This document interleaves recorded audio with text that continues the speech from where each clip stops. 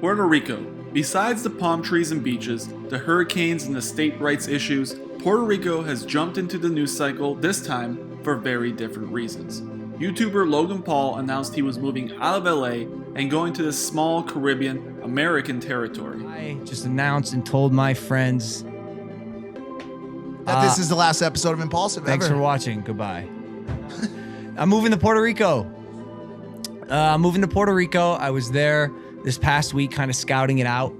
I've been fiending for a change in my life, and I think I got that bug bit me that is biting everyone leaving LA, and I finally got it. And West Nile. So why is a YouTube millionaire from Ohio moving to an island where the poverty rate is over 2 times worse than the poorest state in the Union? Well, it's actually pretty simple.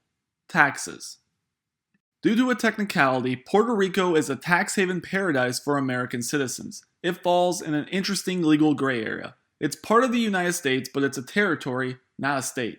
Puerto Ricans don't receive voting representation in Congress, although they are American citizens who can't vote in federal elections. But they also don't pay many federal taxes. In fact, the island has its very own set of rules in regards to the tax code. In an attempt to lure investment, the government slashed rates for new residents to next to nothing, and since Puerto Rico is part of the United States, any American can move there and become a resident.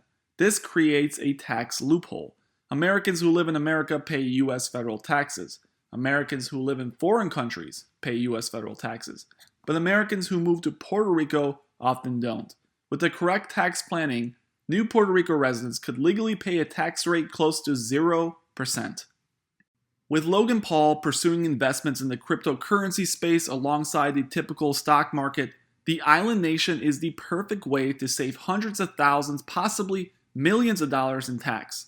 To help you understand, we're going to break this down using a simple example, using Logan Paul, the California resident, and Logan Paul, the Puerto Rican resident. Let's say Logan in LA invested $1 million into Bitcoin on January 1st, 2021. At the time, the price of one BTC was $29,388, which means he would have bought around 34 Bitcoins. Following a monster rally in January and February, let's say Logan decided it was time to sell and profit.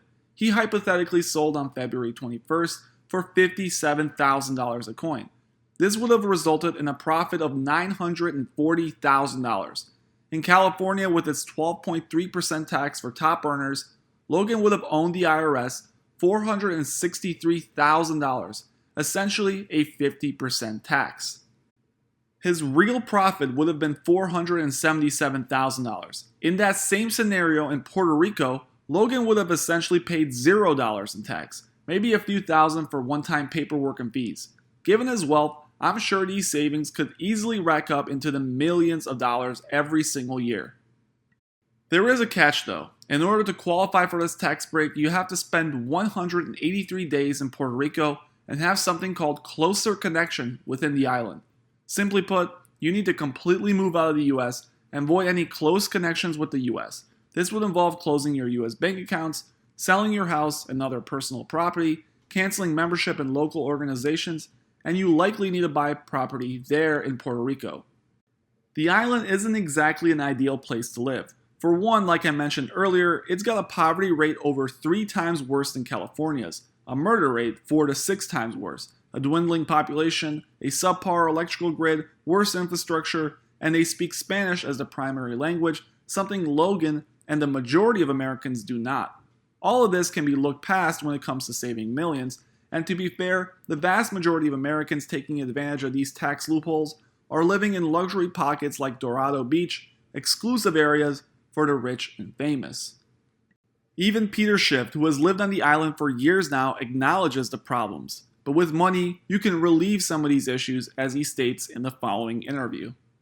To an audience that have been thinking about or heard about running a business from Puerto Rico, from your perspective, what has been your experience of running your operations down from the island? Well, it's not that difficult. I mean, not everything works quite as good. You know, I was doing an interview, I think 2 days ago, at my studio, at my office, and as soon as we went to do the interview, the Liberty internet went down and they had to call it off. So a lot of the things are not as reliable, whether it's your internet connection or the power going off a lot. But you can still make do. I mean, we have generators and other ways to cope with that. But yeah, so the infrastructure is not quite what you would get, in the States. So there are some inconveniences that you put up with, but clearly those inconveniences are more than offset by the benefits of not having the taxes. It's just a trade-off. Yeah, exactly. And there's not as many direct flights from San Juan. It's harder to get to the West Coast. That is true. You're gonna have to connect unless you have your own plane. But you've got a lot of flights to the Northeast, in even parts of the Midwest and Texas and the South. So and the airport is close, so it's convenient. Thank you guys for watching. Please make sure you hit that subscribe button if you enjoyed.